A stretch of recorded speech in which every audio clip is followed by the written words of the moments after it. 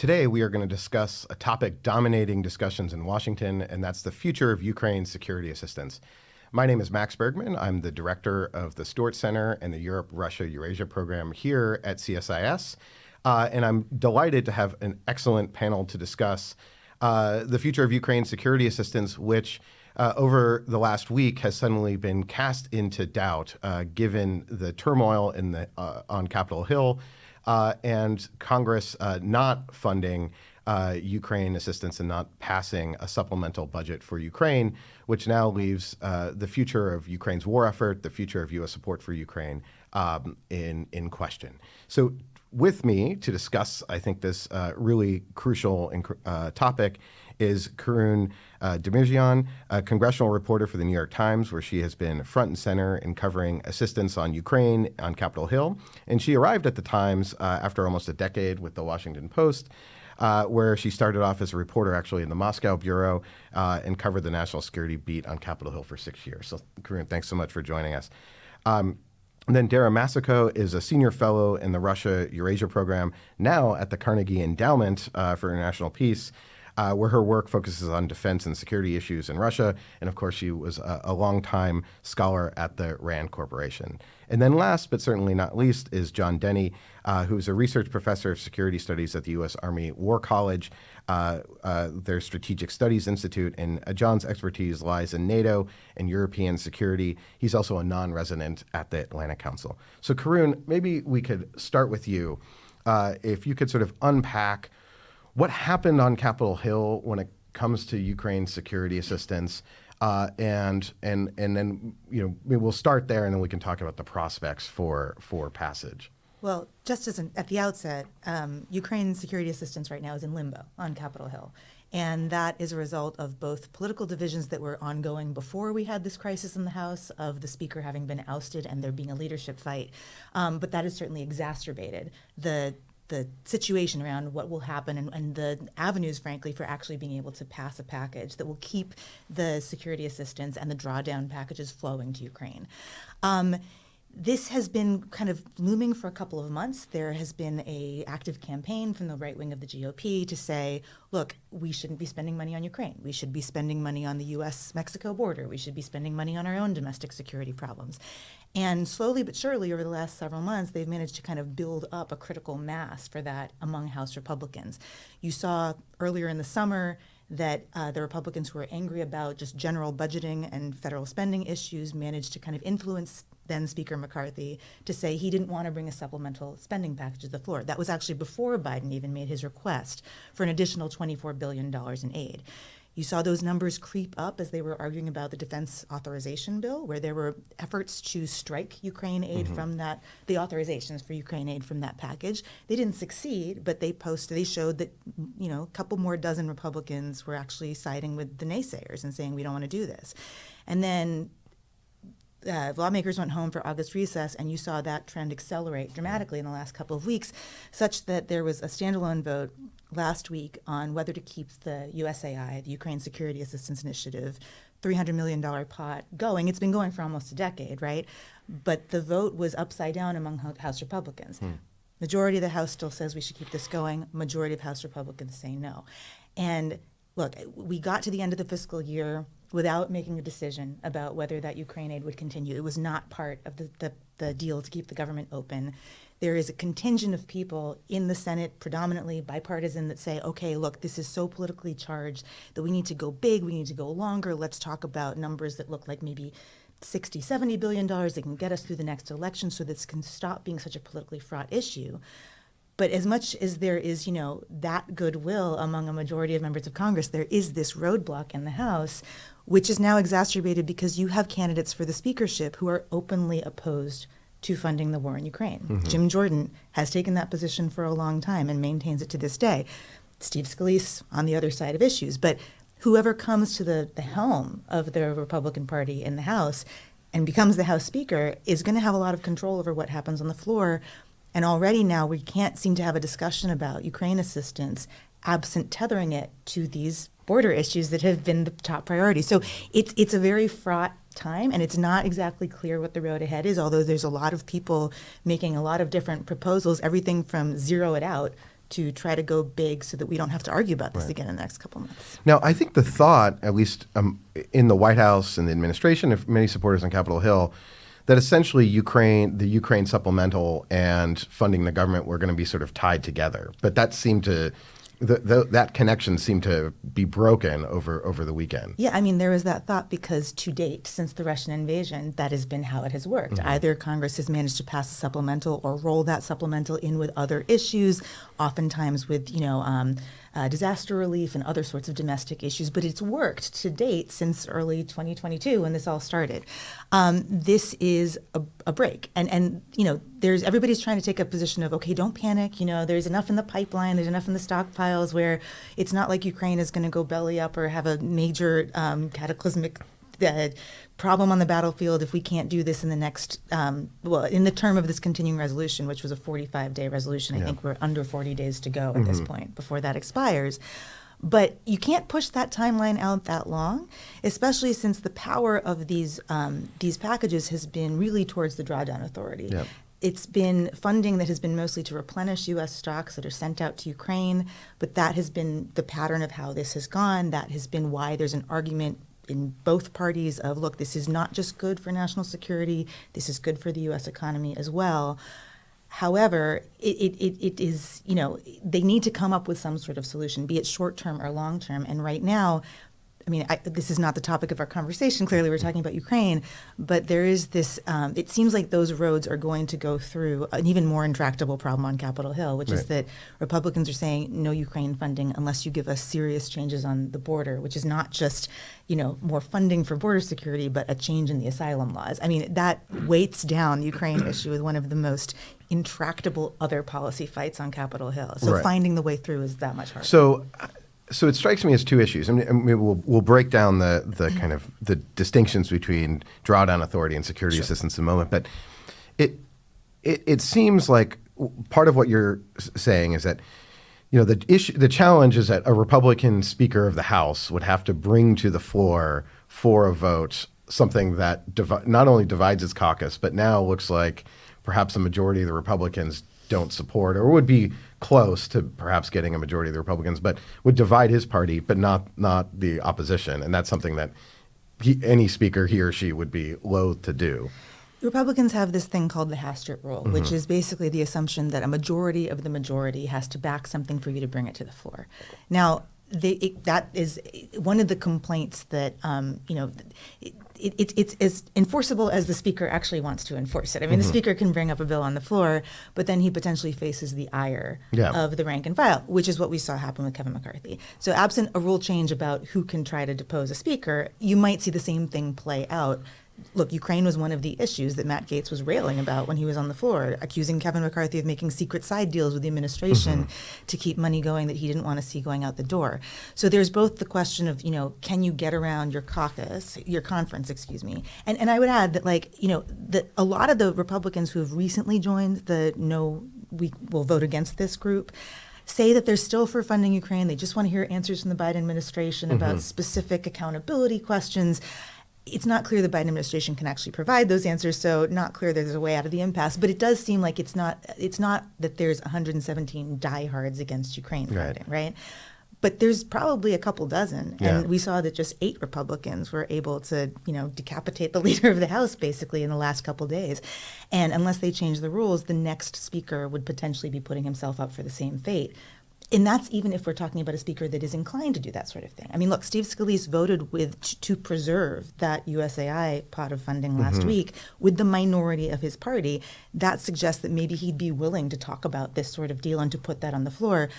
But I don't think Jim Jordan has actually ever voted in favor of one of these aid packages for Ukraine. Yeah. So you wouldn't even maybe get to that point of the conversation if it was him in the speaker's chair, because he would just naturally be disinclined to rule it out unless somehow forced to. Now, you mentioned maybe the prospects of a deal, of something on the border, something for Ukraine. How much discussion is there of that on Capitol Hill? Oh, there's plenty of frantic discussions happening around the margins right now. There are groups of senators who are talking about that. There are people in the Republican Party in both chambers who are openly saying that that's the only way through. The problem is that, look, the House passed this immigration and border security bill, mostly border security bill, a couple months ago. It takes some pretty draconian approaches to how it addresses the Biden administration's parole policies for migrants. It reimposes the remain in Mexico policies of the Trump administration and detentions and wall construction and all this stuff. Although Biden just made a change there, and I know we're not talking about immigration, but the point is, it didn't have any Democratic support. Right. That parties don't agree on this, and when you're talking about changing asylum law, that cuts to a lot of people's moral core and makes it really hard to make a Right. deal. And then if, there's been seemingly almost universal Democratic support in the House, and suddenly if Democrats are having to make sort of trade-offs on their domestic priorities, then that calls into question whether they would actually Yeah, back. and remember, there's a couple of Democrats who are continuing to support and vote for Ukraine aid, but have voiced concerns about why, whether this can go on in perpetuity, how much the checks are for. Now, that hasn't been reflected in how they've actually cast their vote at the end of the day, Yeah. but, there are some Right. insecurities at the margins Well, that can be exploited. there's a theory that I've heard on Capitol Hill that part of the Kevin McCarthy bringing the continuing resolution up for a vote was the expectation that perhaps Democrats would vote it down and therefore be blamed for shutting down the government because It's all there was messaging. Yeah, it's all messaging, but that irregardless, that basically that the idea that these two were tied together, funding the government and funding Ukraine, suddenly became separated because, frankly, Democrats weren't willing to hold that line. So it raises questions about what trade-offs they would be willing to make. Well, in the end, it was a squeeze play. We saw that happen over the last weekend, that Kevin McCarthy abruptly changed strategy, said, okay, I'm going to put basically a clean CR plus disaster relief funding on the floor. I'm going to pass it through, and then I'm going to shut down the House, and I'm going to dare you guys in the hours that remain before the government shuts down to cross me. And frankly, the most of the crumbling that happened is, look, Mitch McConnell wanted to keep fighting for keeping the Ukraine package in, and he was kind of outvoted by everybody else in the Senate GOP saying we shouldn't fight that fight. And then it was, Democrats were very hard pressed to say we're going to shut down the government over what at that point for 45 days was about $6 billion for Ukraine, right? That's a hard thing to say. We're going to stake the entire credibility and perpetuity of the government staying open on this one issue. But that was because of basically how McCarthy ended up playing it. It's not a reflection of the fact that the Democratic Party is willing to roll on Ukraine aid in general. And I don't think many Republicans are either. Certainly about 3/4 of the Senate Republicans think that this is incredibly important to do. Yep. And almost half of the House Republicans still do too. It's just that who controls the pathway to the floor of the House is a really important question. Right. This So I would like to say I thank you for clearing that up, but it's still everything is unclear. Oh, it's completely unclear. Completely yeah. unclear. It's a very TBD moment. So in looking ahead, though, to sort of tie this back to the prospects of Ukraine funding, I mean, what is your assessment? Is this is Ukraine funding on life support? Do you think it's unlikely, or are there various avenues that maybe this could happen? There are various avenues where this could happen. I would say that it's in the most danger that it's been since we've started this era of post-Russian invasion assistance for Ukraine. I think that we will see if there are Democrats who are more willing to make a deal on the border with Republicans. President Biden might have made that a little bit easier in the last 24 hours, frankly, by saying he was going to start construction of the border wall, by talking about deportations of certain groups of migrants.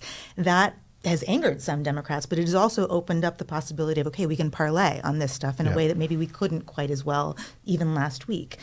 So maybe that you're able to actually strike a bargain where the Republicans give a little in order to get the Ukraine aid, and you do end up with a bigger package where that would have to come out of the Senate, and then they'd have to squeeze the House and dare them to vote against it, basically. But if you can't do that, which is definitely not a guarantee that you can, it's going to kind of depend. It's either going to depend on the guts of the next speaker who just chooses to say, I believe in this, so I'm going to put it to a vote because I know it will pass the House, even if it makes my party try to depose me.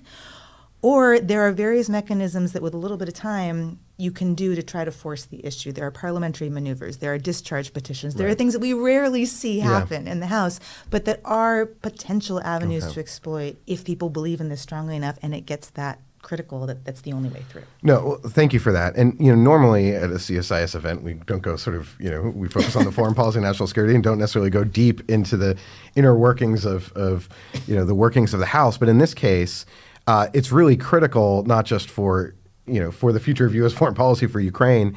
And I think maybe just to clarify, why this matters, and I'll sort of put my panelist hat on for a second, I think there's oftentimes this public sense that the president can just sort of do whatever he wants with the U.S. military. Of course, the president can send forces into war. He's the commander of chief. You would oftentimes need congressional funding support for that, but he can move the forces. But there are all these rules, all these laws and regulations about what the president can actually do and not do when it comes to giving away U.S. equipment. I spent a number of years at the State Department focused on the Bureau of Political and Military Affairs, which is dealing with security cooperation and giving away U.S. Equipment through our security assistance funds. And I think there's a crucial distinction here where there's the security assistance funds. You mentioned the Ukraine Security Assistance Initiative. All those security assistance funds you have to buy the equipment from companies, which delays things, right? So does a company have something in stock? Well, most of the time, this isn't sort of Walmart. Most defense companies don't have huge warehouses. The U.S. military has the huge warehouses. So then there's this other pot of money that's really critical called Presidential Drawdown Authority. And normally this is capped at $100 million, million with an M. And what Congress did is when they started doing the Ukraine supplementals, they increased that into the billions. And right now it was at $14.5 billion. And that meant the president could go and take $14.5 billion worth of equipment out of U.S. stocks and then just give that straight to Ukraine. And so it's basically, we're talking, ammo and core things that the Ukrainians are basically using on the battlefield. The issue is that as of October 1st, that $14.5 billion has gone down to $100 million. Now, there was stories about the Pentagon having an accounting error, which isn't really an accounting error, but finding basically $5 to $6 billion more in Presidential Drawdown Authority. And what this essentially means is that they looked at, well, if we're giving away sort of rounds that have expired weeks ago, or years ago, what's the value of that? And they revalued things, they lowered the value, so that gave them more money. So right now where we are, the current situation is that the U.S. can keep supporting Ukraine the way it's been doing really for the next 2 to 3 months, maybe through the end of the year, maybe it's sort of an early Christmas for Ukraine. But then you can't pull from U.S. stocks. I mean, $100 million is basically nothing. And the basic support that we've been providing to get Ukraine what it needs to fight this counteroffensive would go away. And there is no magic wand that the president can really wave to just make that go away. Now, there's going to be things that can be done. You can, find some, maybe $1 billion under the couch cushions in the Pentagon and reallocate it. And the congressional committees will likely be supportive of doing that because you need support of Congress. But then that goes to pots of money that then has to be, you have to acquire the equipment, which then creates delays and uncertainty. So it's a brief interlude from me, but Dara, I want to turn to you. You've been obviously tracking the ins and outs of what's happening on the front and in the war. I want to we'll talk about that, but maybe if you could start by how critical is U.S. support for Ukraine? I mean, what would happen if U.S. security assistance dried up or became a lot less reliable? Sure. Well, thanks for having me. And I think it's important to describe what we're talking about here when we're talking about military assistance, because it's the provision of weapons, but it's also the repair of those weapons. We're doing most of it actually remotely right now. We have a hotline, the Ukrainians call it, to get repairs virtually. Some of it's done in person when they move the equipment across the border. There's also planning support. There's intelligence support. It's really essential to where the Ukrainians are at right now for this war effort. It's meant different things at different times. Before the war started, in the 2 or 3 months ahead of time, it was about flowing in small arms, javelins, NLAWs, Stingers to try to blunt these Russian columns coming in. The Ukrainians were also expending a lot of their own artillery at that time. They actually reached a really critical moment pretty early on, and this is from former Defense Minister Reznikov and others. By March, April, they knew that they were getting down to the critical bottom of the barrel of their own organic March, April supplies. of 2022. 22, yeah. So 3 months in. So then you started seeing NATO rallying to try to find all this old Soviet-era equipment that would be compatible. That was burned through pretty quickly. Then we got them onto 155 rounds in the summer. which kept And them it's going. on NATO Western. That's a NATO equipment, yeah. Western, yes. So this is, when you started seeing that coming in, you started seeing the HIMARS coming in, the M777s. This allowed Ukraine in the summer of last year to press forward and put a lot of pressure on the Russians in Kharkiv, pushed them out. Allowed them to put a lot of pressure on them in Kherson, pushed them out of part of it. That support has expanded over time into air defense systems, which are absolutely critical. When the Soviet-era interceptors run out, and they will run out, then we are looking at Ukraine running on NASAMS, IRIS-Ts, Patriots. Those are all provided by us and Europe. Now we're in a stage now where we are running low on the artillery rounds that we can give to the Ukrainians. So that's why we're seeing the DPICMs, or the cluster munitions that we've given to them in the last few months. That's essentially to keep them firing until our production fully ramps up. And those are old U.S. munitions. right? Old U.S. cluster munitions. And there was a lot of discussion about that here in town. I think there was a lot of reticence to use that kind of weapon or give it to them. But that decision was made to keep them going. And so if this assistance, if the financial spigot turns off, it's not an immediate translation to things going and turning off in terms of what we give to the Ukrainians. But what will happen is this: rationing will start happening. So the Ukrainians are in the midst of 3 months into a counteroffensive right now. They're using a lot of artillery rounds. I think it's 6,000, 7,000 a day that they're using in this mode. If they start rationing because they fear that that weapon supply will be cut off, they won't be able to fire that many rounds. It will bring the counteroffensive to a halt, and it will basically put them into a position where they have to hold. Because what they can't do, if they're afraid that our aid stops, is overextend themselves and then leave themselves vulnerable to a Russian reattack. So, if it's a delay of 2 or 3 months and then everything comes back online, a political deal is reached, you still create a 2 to 3 month bubble in that aid. Because as you pointed out, putting in orders and requests from the defense industry, it's not instantaneous. We can give them things, but then the Army has to wait until it's backfilled. These delays weaken us too, because we've given a lot of materials to the Ukrainians. So when we have these kind of budgeting and funding delays, we don't backfill what we need.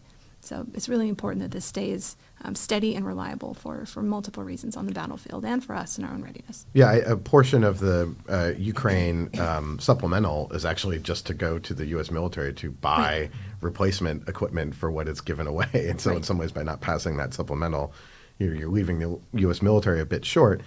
But I want to maybe sort of press a little bit on the planning. So right now, Ukraine is engaged in a counteroffensive. So what you're saying is sort of the uncertainty right now of U.S. assistance has direct battlefield implications in terms of what their decision making is, right, on whether to press forward. And I mean, but this is also something that Ukraine has had to deal with in the past. But so, I mean, how much do you think this is really weighing on Ukrainian military officers in the field right now?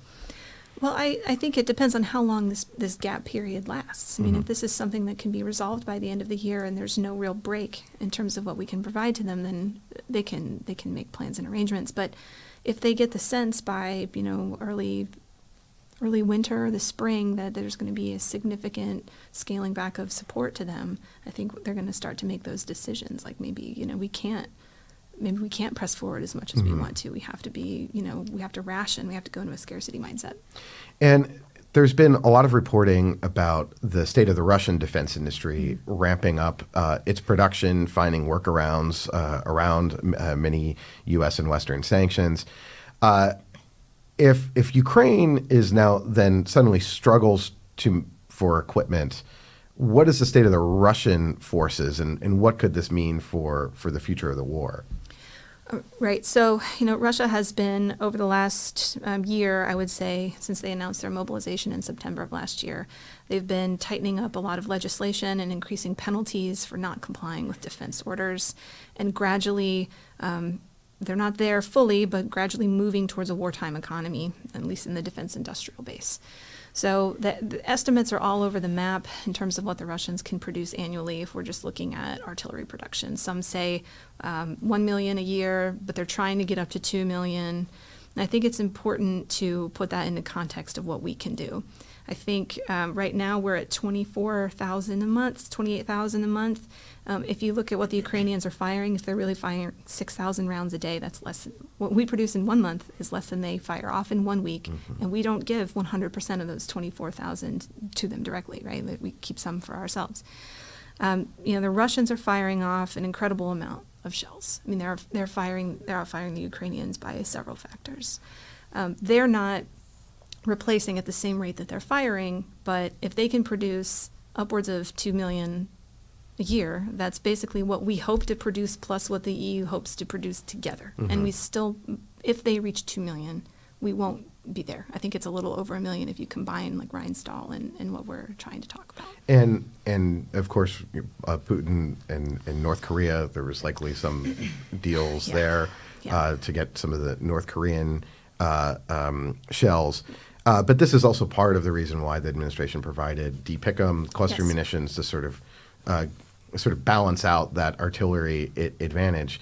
But it strikes me that if you run out of the funding to take from U.S. stocks, then suddenly the DPICM, which you've used to kind of help fill this gap, you're not going to be able to provide. Yeah, the North Korean angle I think is really, really important to watch. The defense minister of Russia going over there and being part of their military parades and being very deferential and looking miserable, I might add, while he was doing it. He didn't want to be there, I guess. He thought he was better than this, which is an interesting facial response of his. But anyway, then President Putin had the meeting with Kim Jong-un, and the big armored train came to eastern Russia. So something serious happened in between those conversations. If there was an agreement inked about North Korean artillery moving forward to the front line, I don't know, when that would start. It's about a 2-week train ride through Russia, and then, it could be in Ukraine. They have, Ukraine has advantages to deal with that. They have support that they're receiving. They have their own intelligence capabilities. They have the ability to strike depots. So, they're going to try to interdict that before it can be disseminated to the front line. But I do think that's something that needs watching. And before I turn it to John, I want to maybe press a little bit on the air defense aspect of this. So Ukrainians are running out of their kind of old Soviet interceptors. They've been relying on Patriot NASAMS, the Western provided systems. It seems that Russia has spent the kind of good part of the year rebuilding its missile stockpiles. And I think there's some expectation, correct me if I'm wrong, that over this winter that we can expect sort of what we saw last winter with Russia really targeting civilian infrastructure, Ukrainian cities, as well as the Ukrainian front line, and that there's going to be a real sort of test of how much the depth of Ukrainian air defense. But Ukraine needs supply of air defense interceptors. So if U.S. aid sort of comes to a trickle, what do you see the prospects there of that kind of that air missile war that we've been seeing? Sure. So the last few presidential drawdowns have focused on resupplying as much as possible with the Western systems. So your Patriots, your IRSTs, your NASAMS. So that's good news. But what happens when Ukrainian strategic air defense systems that can guard multiple cities that are under its coverage zone, when those are expended, then you basically are left with point defense of cities. So there's a Patriot battery that's somewhere near Kyiv. There may be one floating around somewhere else. It's an undisclosed location. But those really can guard a very specific place. So there's cities that won't be protected at all. There will be critical infrastructure, your power supply, your water treatment, your wastewater treatment, things that the Russians target because they know they can hit it. It doesn't move. It's not defended. It makes life miserable for civilians. What happened last year? They did this. They knocked out power for millions of people. The Ukrainians were able to get most of it back online. A lot of it's still damaged, and the Russians could keep pressing on that pressure point at the same time. And there's 2 different audiences for this. Actually 3. The first one is to have something to show to their own domestic population. And they did this in a pretty cruel way last year. On their media, they'd say, look, everybody's cold, nobody has heat, They would show it on the media like this is a sign of success because they didn't have anything to show on the ground. So there's that domestic messaging angle where the cruelty is the point. And then there's the global audience, which is I can keep shooting a couple dozen missiles at Ukraine a month. How are you going to build them? You can't. I can do this forever. That's what they want everyone to believe. And then there's the Ukrainian people themselves, which is, I get the Russian theory is the more missiles I shoot at you, the more you will want to rise up against your own government. But we have not seen that. It's actually having the opposite effect. It's just consolidating support for this Ukrainian national identity. Yeah, and I think the history of kind of bombardment of cities through air campaigns to try to punitive action against populations tends not to lead the population to buckle. But I think does that raise a potential moral dilemma that the Ukrainians might have if they're having to ration their air defense to protect their army on the front lines or their cities, and we would have to then see them probably make a trade-off that means sacrificing potentially civilians because they have to protect the army, because if the army goes and Russian air power can come into the war, their Russian Air Force, then that could completely change the dynamic. It could.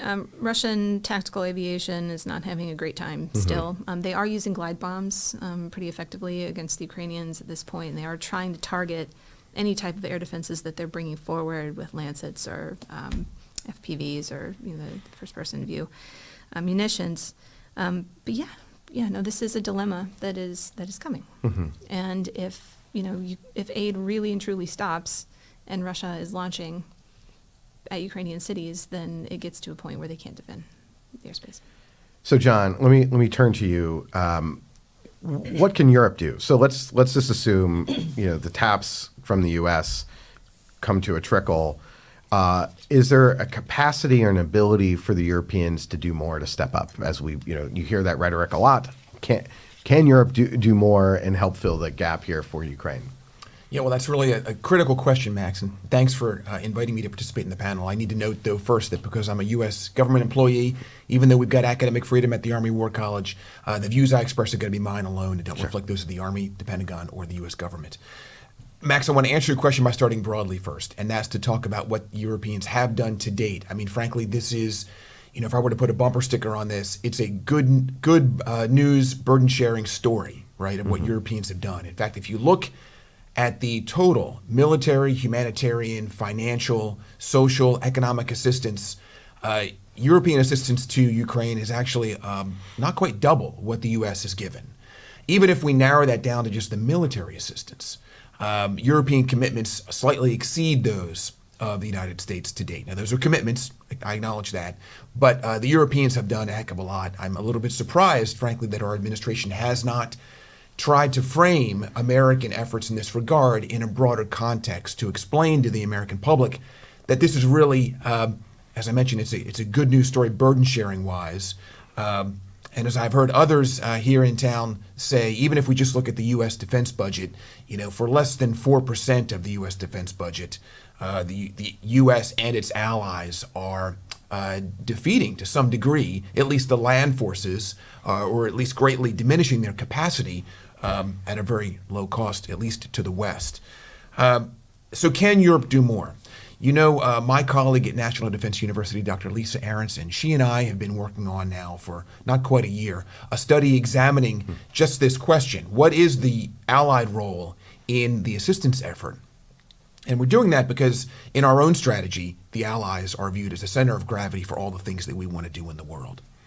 And the short answer is that the Europeans have been very clear about this, actually, that they are kind of at the end of what they can provide. In fact, we heard very openly the EU's equivalent of a foreign minister, Josep Borrell, said about a year ago that the Europeans were beginning to run out of certain categories of equipment. More recently, he said almost the exact same thing about a couple days ago. And then earlier this week, we heard NATO's chairman of the military committee, Dutch Admiral Rob Bauer, say that the bottom of the barrel is now visible. So that doesn't paint a very positive picture of what more Europeans could do. However, there are some caveats to this. The Europeans have made an effort to bring more productive capacity online. Dara mentioned the effort to bring more ammo production capacity online. Europe has devoted 2 billion euros to that effort. 1 billion to reimburse EU members for donations they make to try to replenish their own stockpiles, and then 1 billion to fund new contracts. And it was just announced that 7 European countries, most of them unnamed, 7 European countries have taken advantage of that and are going to be issuing contracts to be paid for by this 1 billion euros to produce what the EU hopes will be 1 million rounds over the course of a year. And that year ending by about spring 2024. So there's more productive capacity to come, but it's taking time. None of this works on a light switch, you might think. The other challenge that our European allies have is that they don't have, most of them don't have, the equivalent of a Defense Production Act, right? Now, we haven't taken full advantage of that in our own country, but just having it on the books, the threat that you might use it can motivate industry to move orders in the queue, right? Move government orders to the top of the priority list. Maybe you could break that down a little bit. So how a European Defense Production Act that would sort of essentially cajole companies to say, if you don't do something, then the government will take that over and just do it. Is that am I understanding that correctly? To take it over, I think, is too strong of a phrase, but to direct companies to reprioritize how they're fulfilling various contracts, that is something that I think many of us on this side of the Atlantic would like to see our allies doing a little bit more aggressively. And we've got an example of that, right? We saw, at least not in the military sphere, but in energy security, the way in which Germans were able to create or build these offshore temporary LNG terminals when they decided to reduce their dependence on Russian gas. That happened amazingly quickly, and it's only because of flexibility on the part of the German government with regard to regulations and rules that governed that kind of development. We'd like to see the same thing occurring in the defense contracting realm, but as yet, it's not happening. Let me add one more caveat to this. In our research, Dr. Aronson and I have found that there's a civ-mil tension playing out in many of the allies. And that is, when there's civilian authorities ask the military officials, how far down in stockpiles can you dip without, threatening or putting at risk our own national security? The military officers or officials will give their best military advice. But we sense there's a little bit of tension between the civilian authorities who think that perhaps those thresholds are maybe a little bit too high. Maybe the risk assessment is a little bit too conservative, and there might be opportunities to dip a little bit further into those stockpiles. So let me dig into that a little bit. I mean, it strikes me that one of the challenges here for Europe is that the underinvestment that we've over the last 2 decades mean that when they open their warehouses, they don't see very much. And when you then ask military professionals what they need, to sort of maintain a force that could be, adequate in battle, they have certain standards.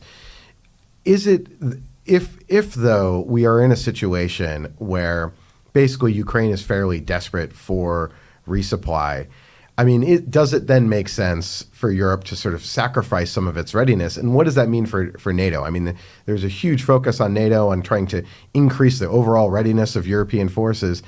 And yet there's this tension between increasing their readiness, but also providing aid to Ukraine.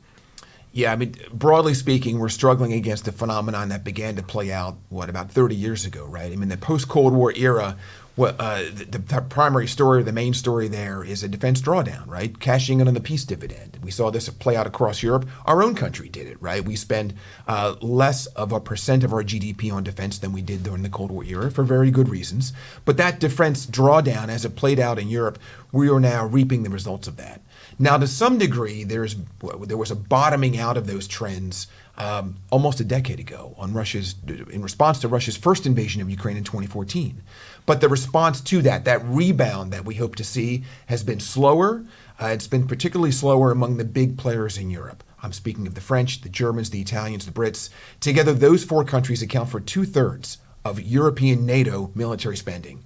So if they're not rebounding to a great degree, it's going to be difficult for NATO, for European NATO, to really create the mass as well as the advanced capabilities we like to see.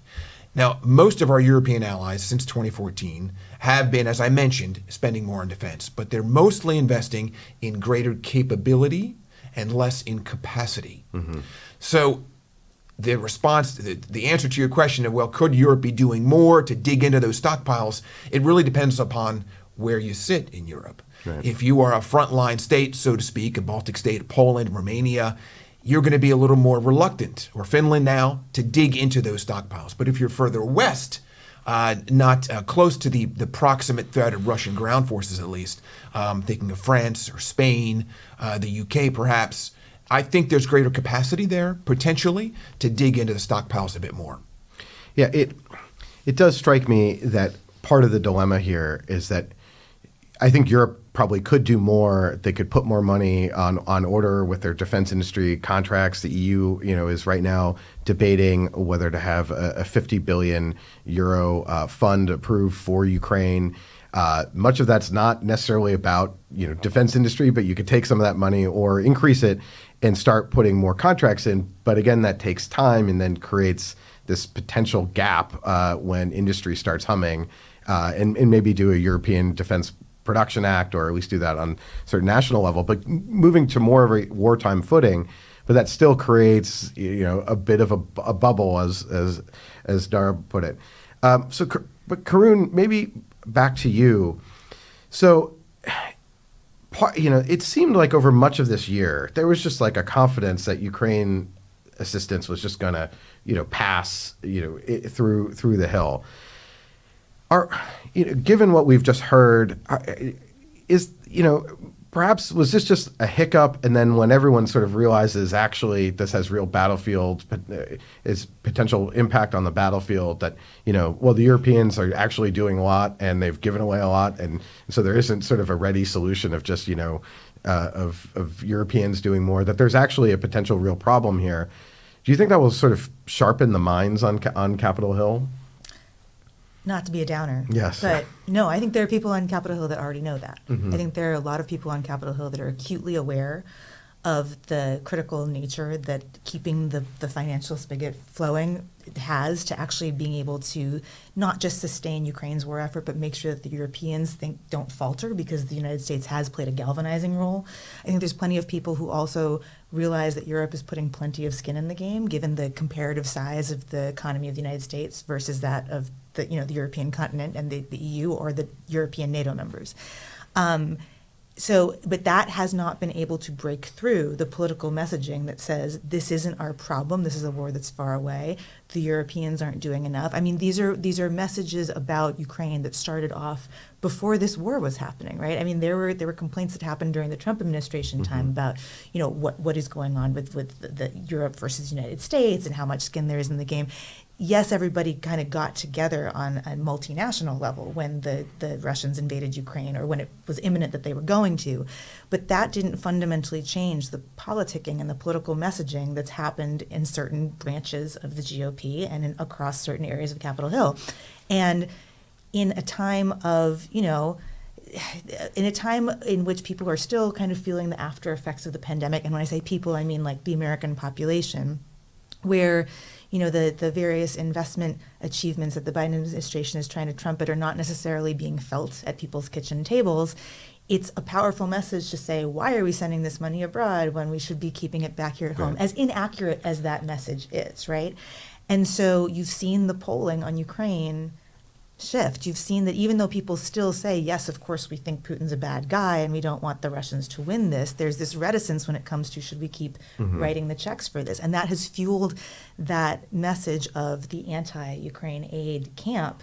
And it scared a bunch of other Republicans into being afraid of crossing that line, because they're afraid of having, getting payback from their constituents. And every politician, especially in the House where they have to run in every 2 years, is always afraid of a primary challenge. And so this sort of corrupts the logical argument that you could lay out of, here are the facts and here are the numbers and don't you care? People will still say, yeah, but how do I convince people who aren't paying attention to that?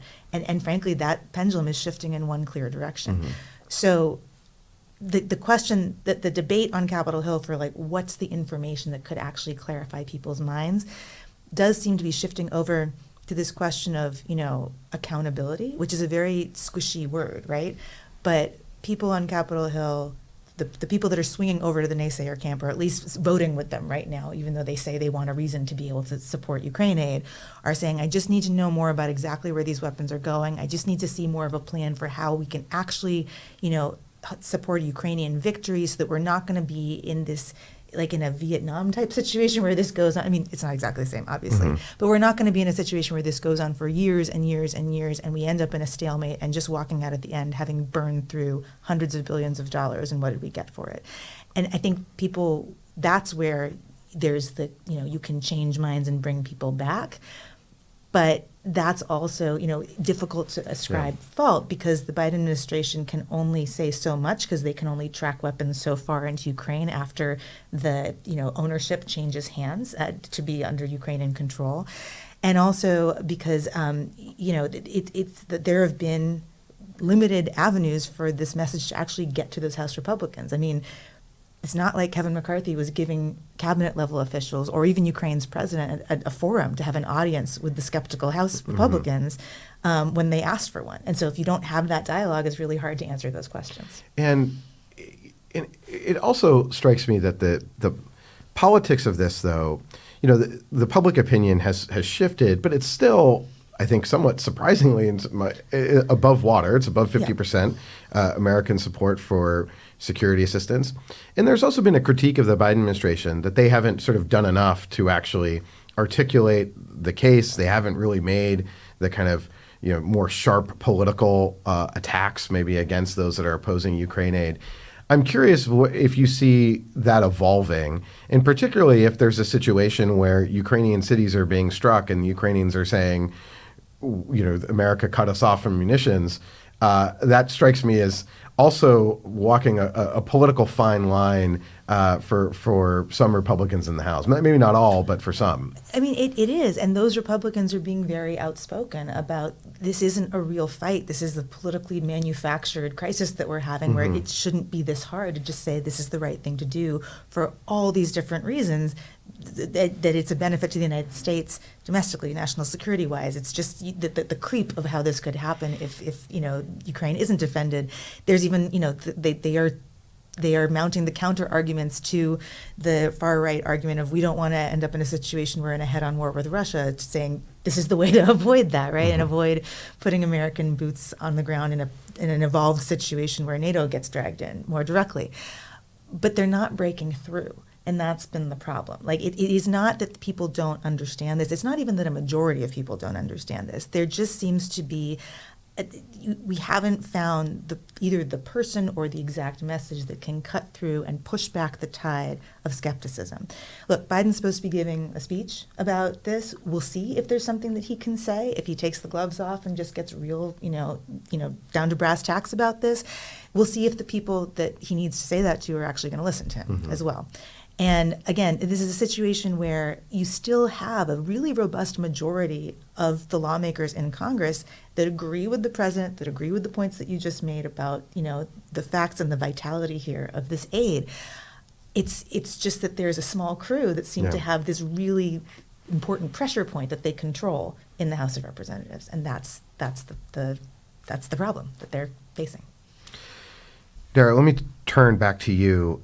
So, one of the things that we have seen is that the Ukrainians have actually, they do have a defense industrial capacity of their own. They're starting to produce more missiles and drones that are targeting Russian sites. Not that will be able to make up for any gap in U.S. support, but if there is a challenge in being resupplied, I mean, does Ukraine have any, what's the state of its defense capacity? I've seen reports of German and French companies starting to maybe open factories within Ukraine itself. Is there promise there, or is that, we're talking about timelines that are well in the future? Well, I'd say there's good news and bad news, and I'll start with the bad news first. This was part of Russia's strategy when they started this, was the full-scale invasion, was to deliberately target Ukrainian defense industrial sites and try to destroy as much of that organic capacity as possible. And they did damage quite a bit of it. So that's a problem. However, the good news is that owing to the Soviet relationship, there's actually a lot of know-how inside Ukraine with Ukrainians for producing different types of really advanced stuff. After Russia invaded in 2014, there was a big divorce with Antonov, which produced a lot of Russian heavy lift because a lot of it's based in Ukraine. So like that relationship was severed. That knowledge remains inside Ukraine.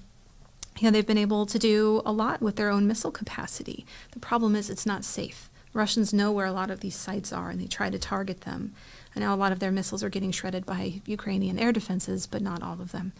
I think the idea of a joint venture is a good idea. I'm wondering, though, if there's a temporary solution where those facilities are actually located abroad, near Ukraine, inside NATO, because Russia won't touch them. I don't think so, based on what we've seen of them. That's not guaranteed, but it is a sanctuary that potentially is temporary. You have Ukrainian workers moving abroad, they're making things, it's coming back in, and when things are at a point where it can be potentially relocated inside Ukraine, that's one pathway to do it. The Russians will try to inflict costs on if France or whichever country tries to come and reestablish that inside Ukraine, they'll try to target it. But I do think that there's a lot of IT knowledge. Ukraine is at the forefront, really, of drone warfare. There's so much that they are doing with melding commercial and state capacity together to produce outcomes on the battlefield.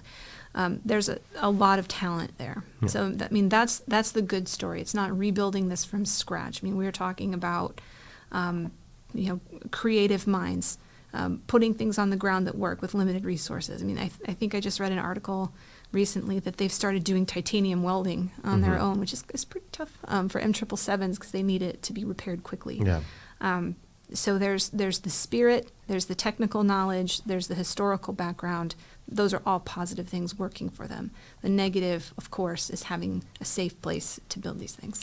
And one of the things with the potential challenge of funding is, well, if the U.S. can't pull from stocks, the hope is that our industry could start humming, and I think there's some hope that we would be able to reallocate funding within the Pentagon and then could buy the equipment off the shelves. What's your sense of our production? So if we're producing more rounds, presumably those could come off the factory line instead of going back into U.S. military warehouses. We could get ours in 6 months, and we could take those and give them to Ukraine because we would buy them from the company. Is our production, over the last year and a half really ramped up, or are we still kind of waiting for that to really happen? Well, it has changed quite a lot since the beginning of the war.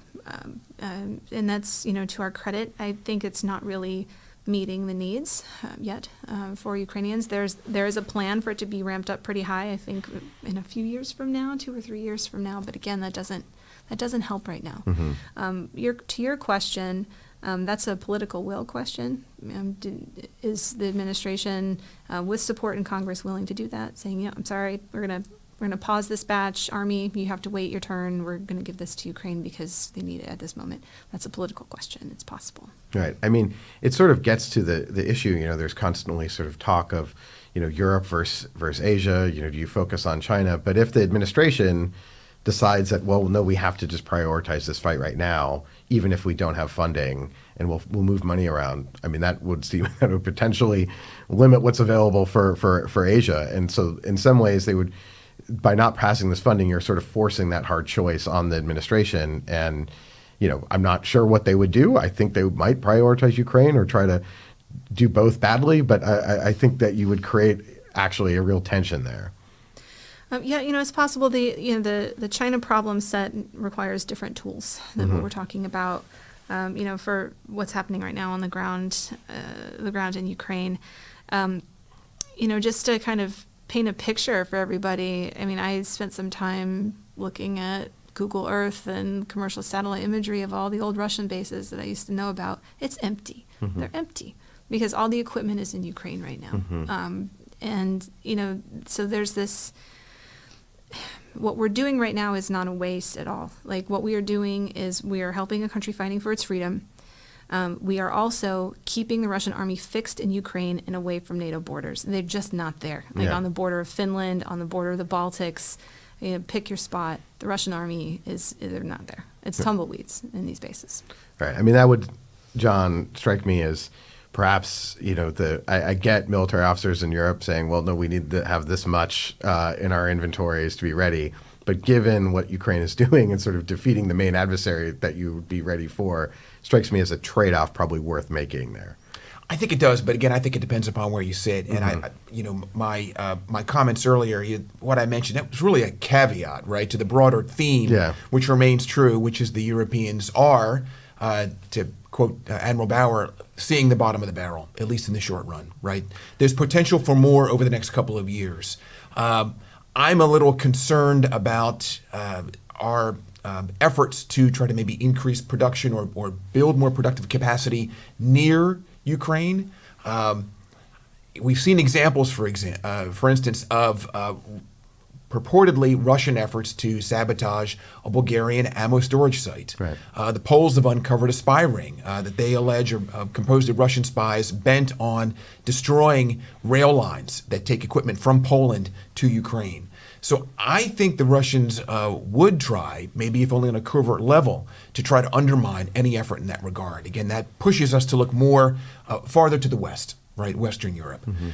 So I think there is some capacity there, but it's minor. It's not going to fill the gap. It's certainly not going to help over the next 3 or 4 months. We just can't turn it on. They can't turn it on that quickly. Yeah, it's a great point. I think there was a Czech factory that was blown up after 2014 and led to the expulsion of Russians from the Russian embassy in Prague.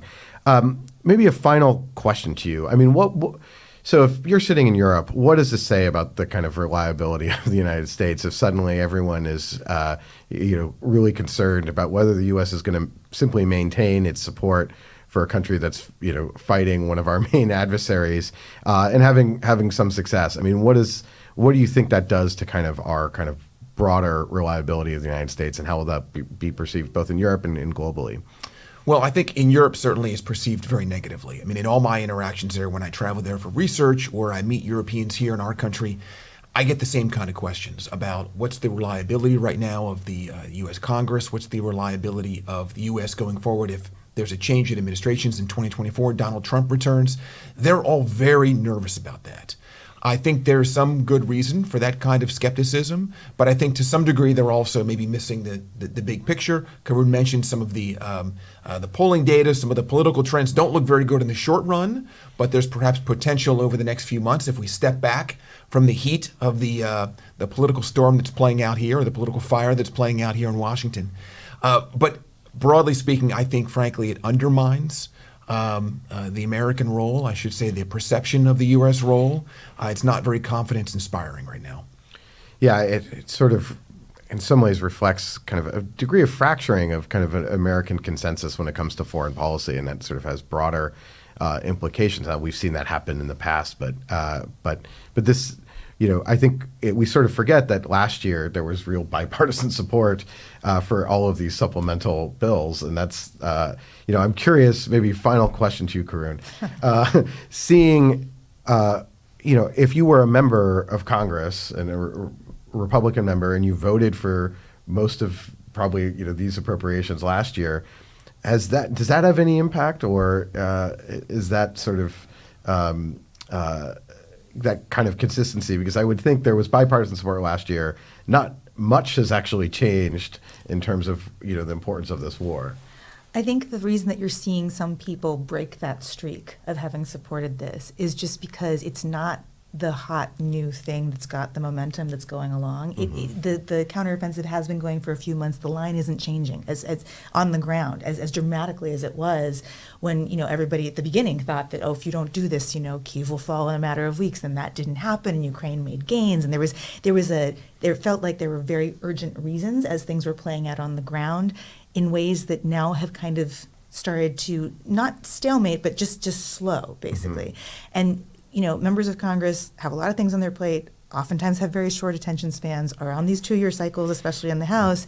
and they want to back a winning horse. And if the horse doesn't seem like it's pulling ahead in a dramatic enough fashion, they start to question, like, well, is sunk cost theory, if I keep going with it, or is it something that I should turn around on, or at least, saber rattle a bit and demand the administration give me more answers before I stay on the team. And I think that's part of what you're seeing play out. Again, most people who were on board remain on board with this and think that it's important. But you're starting to see, several dozen Republicans decide to step off because they want to know that they're doing something that's going to be a winner, both in the geopolitical sense and to their constituents who have to vote them back into office back home. Well, I want to thank you all. We'll definitely follow all your writing on the New York Times in the coming weeks about the situation in the House. I want to thank you all for being here. I also want to thank you for watching. And let me do a quick plug. So take out your phones and subscribe to our podcast, The Eurofile, and also Russian Roulette. You can find them wherever you get your podcasts. And also follow the CSIS YouTube channel, where you can have more interesting and in-depth conversations like the one that we just had. So thank you so much for joining us.